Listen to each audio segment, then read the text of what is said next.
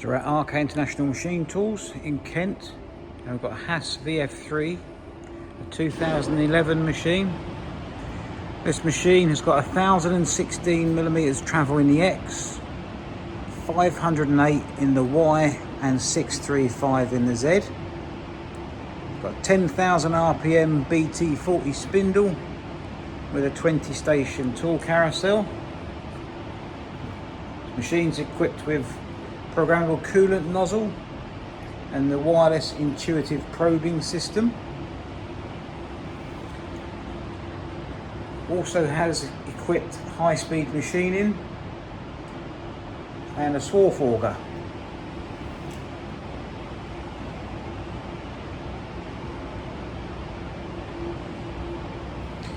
This machine can be seen under power by prior arrangement